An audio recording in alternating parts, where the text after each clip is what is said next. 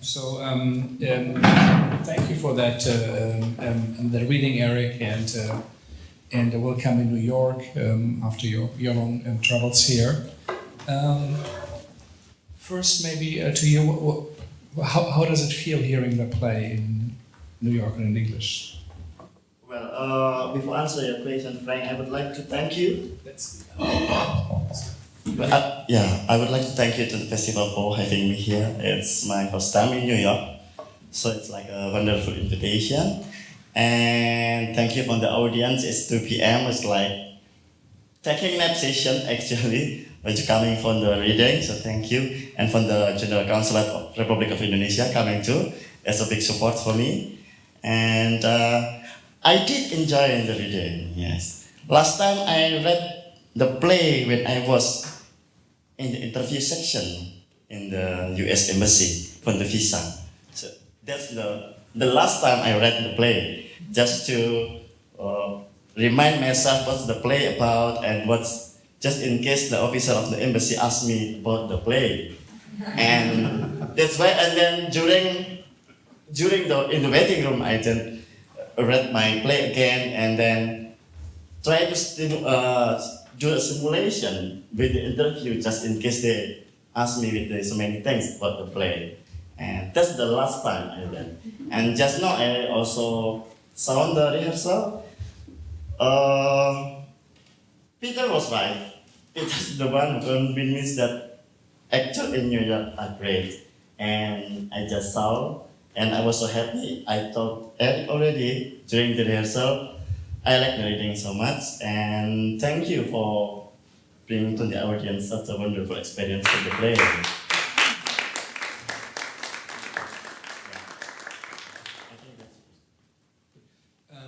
Maybe Peter has a question. Where does this play fit in within the context? I know you're professor of theater at the Great Center CUNY and an Asian theater specialist next to European dramaturgy and world theater, global theater.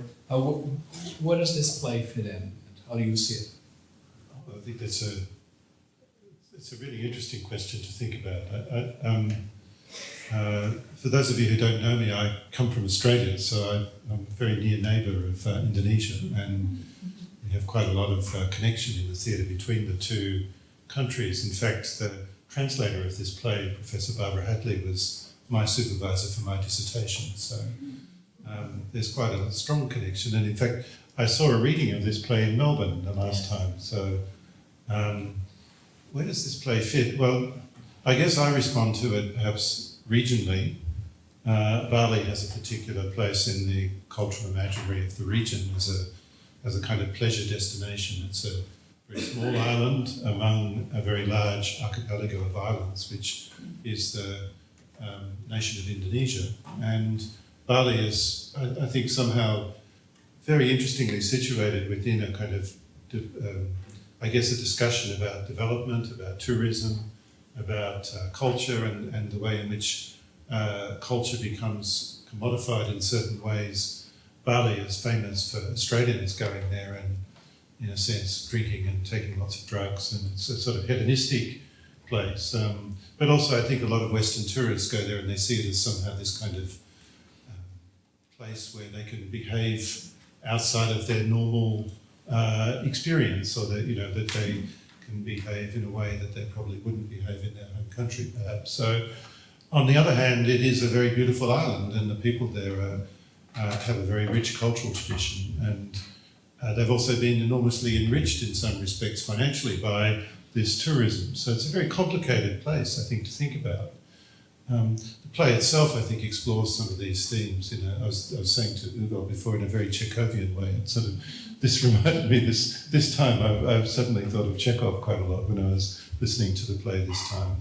Whereas I think in Melbourne, I think it felt quite different. It had a much, people were much more, I think, commenting on the setting of the urinal and the presentation of potentially, if you did this performance, naked men, which would be, if you played this in Jakarta, for example, potentially it could be quite a taboo kind of thing to do. So I think people were commenting on that there in Melbourne, but here I was much more thinking about the focus on the really kind of ambiguous discussion around what people need to do make a living, what people need to do in these very problematic sites where people are exploited and also exploiter at the same time. So, thank you so much. It's totally insightful to help to locate it. Ugo, you are a student here, but also from Indonesia. Tell us a little bit what you also were one who said, this is a play we should focus on in the playwright. What do you think about the work and the writing and what it comes from? There are at least two approach. I think when to invite Joned, at least there are two urgent dimensions of his play in Indonesia. First, that just to give a clear sense of how Indonesian theater works, realism and drama is not the mainstream format in Indonesian theater. Or even further, there are no mainstream format in a sense. There are still competing between, say, traditional performing art, physical theater, visual theater, and realist and dramatic play. And Joned, since the turns of the 21st century, is the one who kind of persists on pushing on the experimentation in playwriting. And he is also, at this point, also the director of Indonesian Dramatic Reading Festival with my friend Gunawan Marianto. Is it correct, right? Yeah. Yes. And he's traveling around Indonesia, scouting for new playwriters and new playwright and present them in a just like this kind of format, in a very simple format, and he travels in many cities in Indonesia. And that one reason behind it, to locate how Joned in Indonesian theater. And his play itself, this is one of the latest play that he has done in the past 15 years. And he kind of always try to experiment with the meticulous realism in a sense that it is he kind of do this kind of how do you say, microscopic look at everyday reality. And he prior to this, I was enjoying also one of his play that he performed on a bus called Route 17, traveling around Yogyakarta, and performance taking place in the bus. All this kind of experiment is, I think, very fresh in Indonesian experimental theater because of this is the kind of how do you say, the kind of because also there is a big landscape when Indonesian kind of had when art and theater also talks about big things and talks about philosophical things, and he kind of by proposing this strain of thinking, this strain of practice, he kind of extend what we can see, what Indonesian reality also in a sense, and he's doing it in a meticulous way. I can see that this is what really can happen in the toilet and the janitor world in Bali, in a sense, and that kind of he's doing that in a very very correct manner, correct methodology in that sense. Thank you so much. Eric, you direct a lot, across America, especially also here in New York. You did many plays. You're in a way an American director. I know you spent some time also in Indonesia, half a year. Yes. One of the few, I guess. But still, what's your reaction to this play? What do you think of it? How did it go? Great! I think I was really pleasantly. I was honored to be able to work on this play. In part, I had spent some time studying Topeng in Bali back around 2000 was when I was there for half a year. and then recently returned from my honeymoon. My wife is Singaporean, and so again, sort of. But I was struck when I was in Bali, of course, by this idea that yes, to Australia, Bali was kind of like Mexico, right? It was this destination for recreation.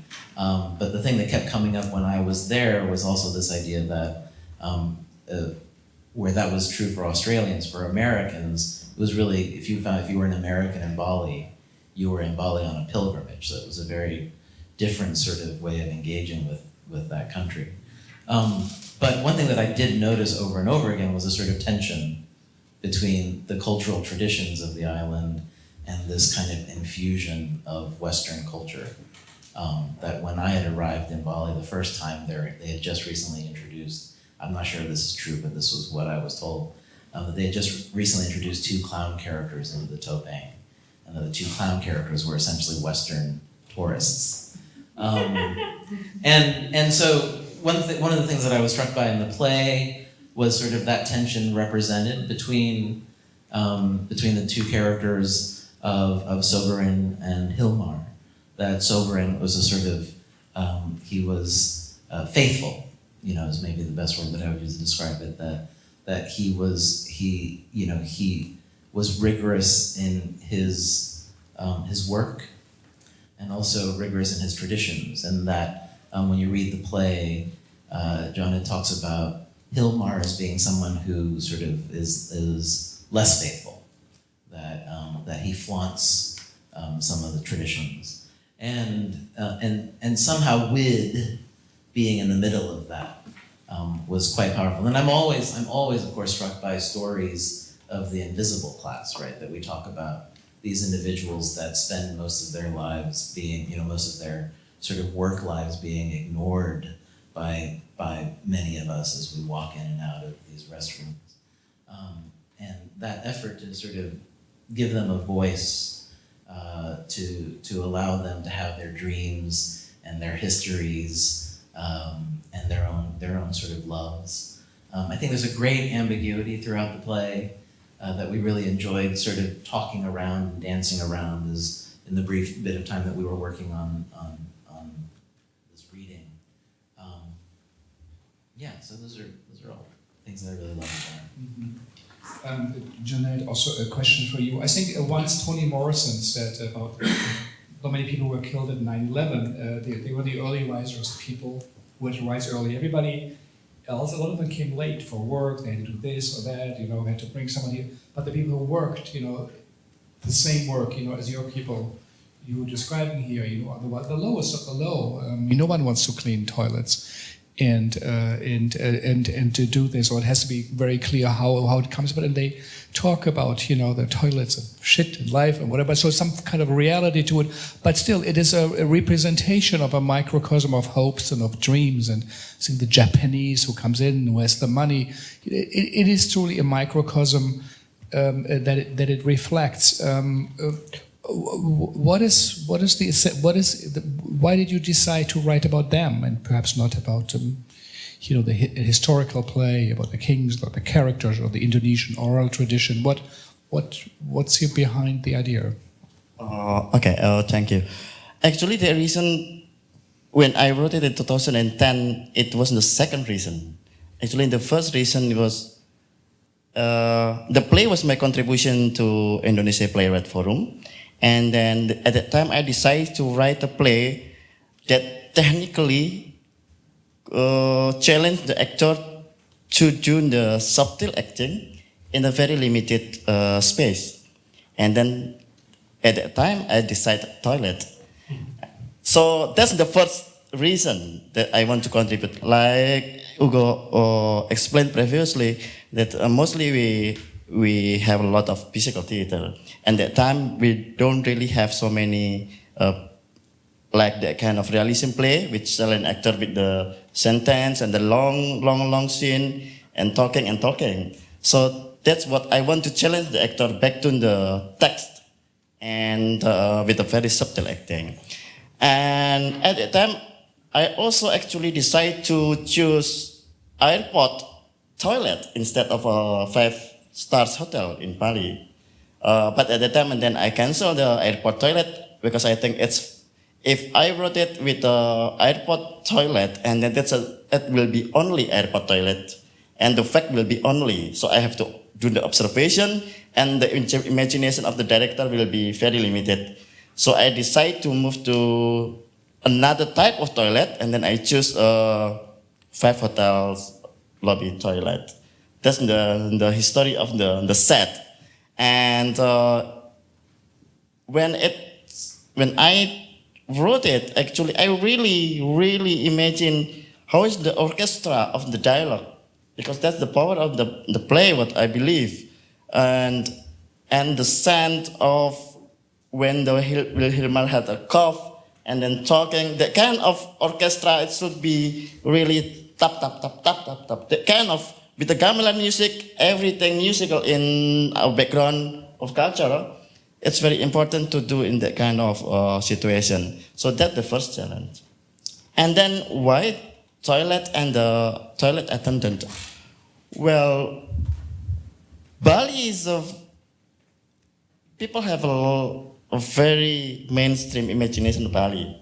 The Tanah Lot things, the picture, I think it's representation of what people usually imagine Bali is beautiful or something like that. For the last 1 year, I visit Bali very often because we did a project called Creative Community with the World Bank.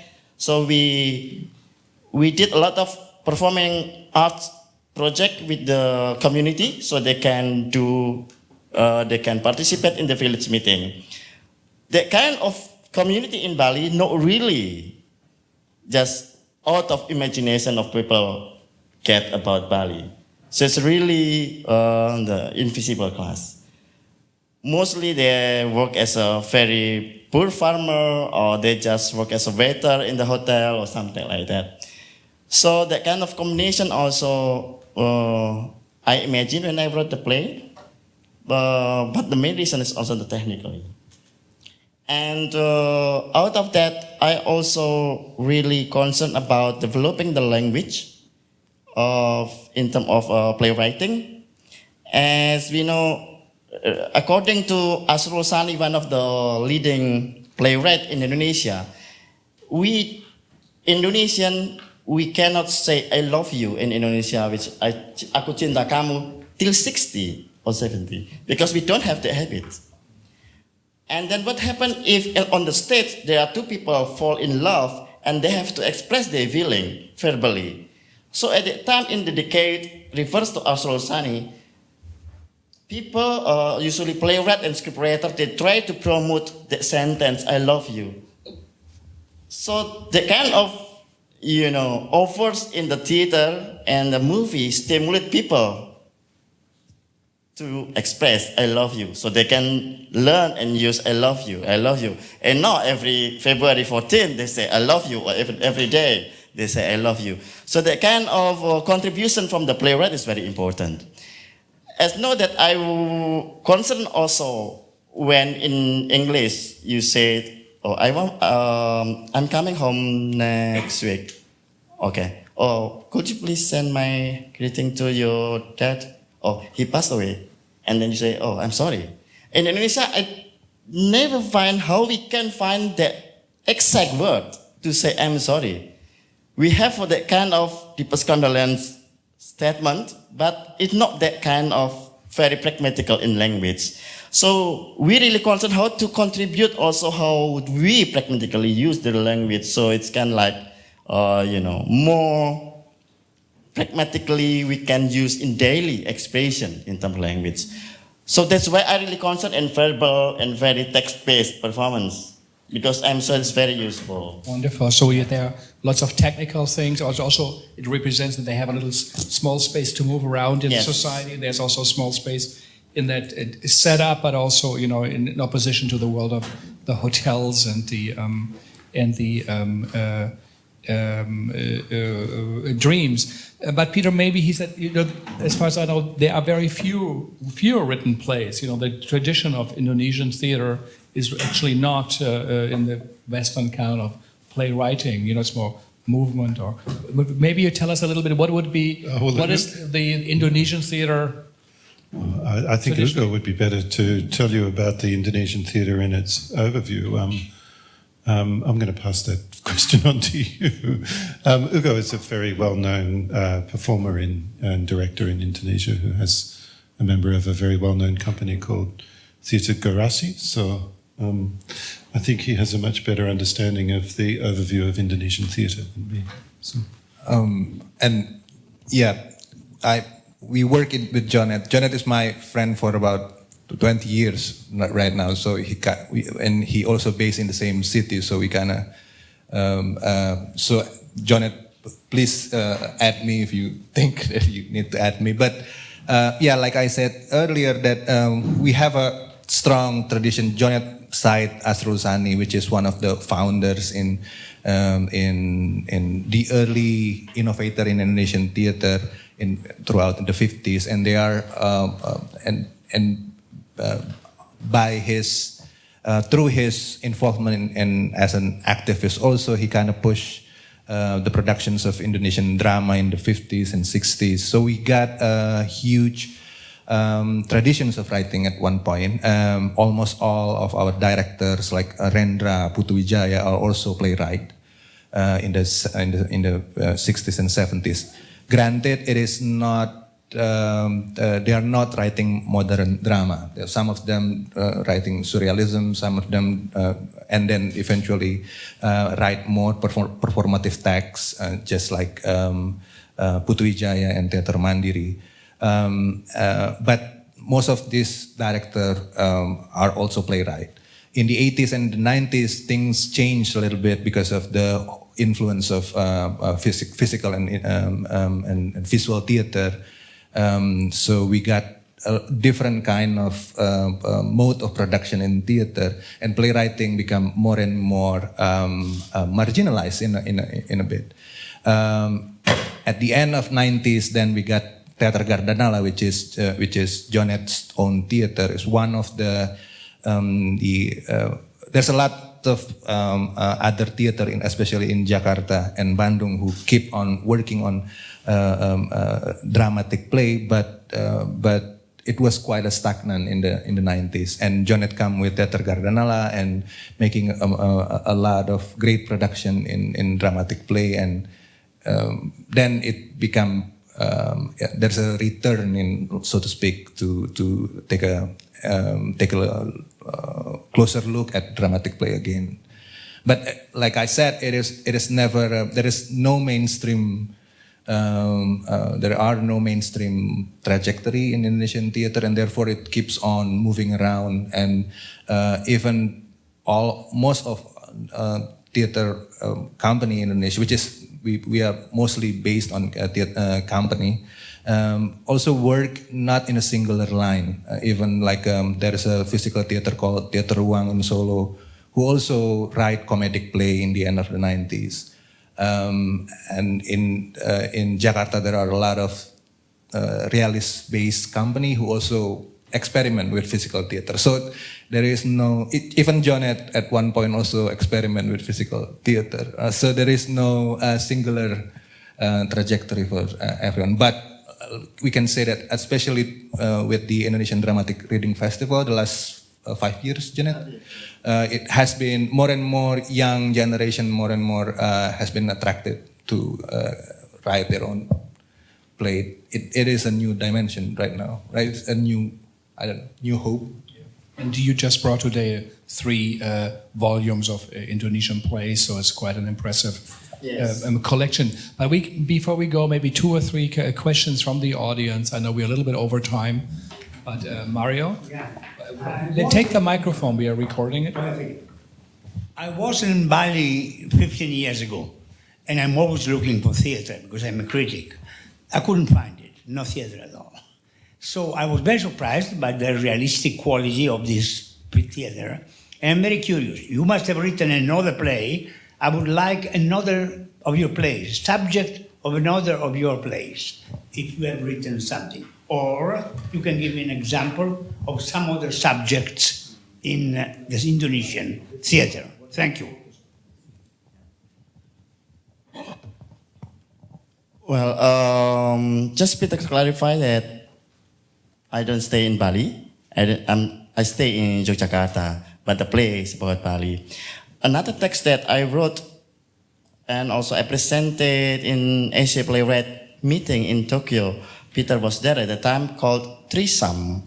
It's a threesome in terms of having sex among three ex-activists in 90s when we try to struggle under the dictatorship of New Order era. So after 15 years, they have a reunion, and they plan to do a threesome in having sex. But at that time, they finally reveal layer by layer what's the background of the demonstration back there in 15 years ago. So that's the play about. And mostly, as Ugo said, I wrote a play based on everyday life studies. So, for example, I wrote a play for teenagers about their pocket money, how pocket money becomes the operational things for parents to control the kids, or something like that. About the intimacy, why we keep our partner's photograph in the wallet, or something like that. What does it mean? And then the kind of overs I try to give to the audience during my production the last 15 years. So mostly it's about everyday life studies. Thank you. Yeah. One more question or comment?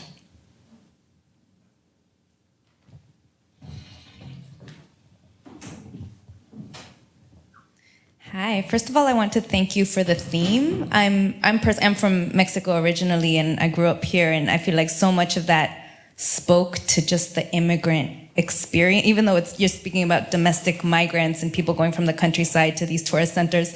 It spoke so much in terms of the tourist centers and everything that goes on there, and then just the concept of the picnic, the concept of, I'm just here for a little bit. I just came for a little bit. I'm not staying. And I feel like that's such an immigrant thing. You know, every Mexican you talk to in New York, they just came for a little bit. They've been here 20 years. You know, they're not going back. Their kids were born here. But so I just really appreciate the universality of what that touched and the migration of people and why people migrate and all the layers beneath migration and beneath what people need to do to survive. I really appreciate that. On another level, I saw in your biography that you do also media work, which I'm personally a journalist that's just venturing into playwriting. And I found that interesting in terms of what we've been talking about with the form of breaking away a little bit from the traditional format of Indonesian theater into more realism, and what influence your work doing media has had in that, in your desire to kind of tell more realism stories, and the fact that your storytelling deals a little more with these concrete social issues. Has that had an impact? Has that played a role in why you've chosen to do the kind of plays that you do? Yeah, thank you for the question. That's a big question, actually.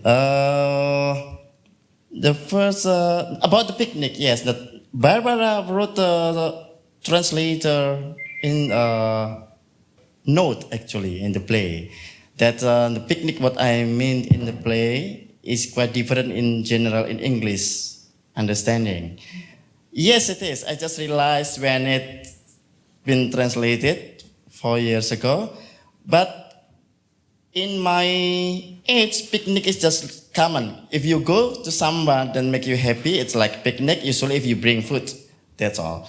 If I go to Bali, for example, when I was a second grade junior high school, in second grade, and then we went to Bali, we call it study tour, but we know it's picnic also.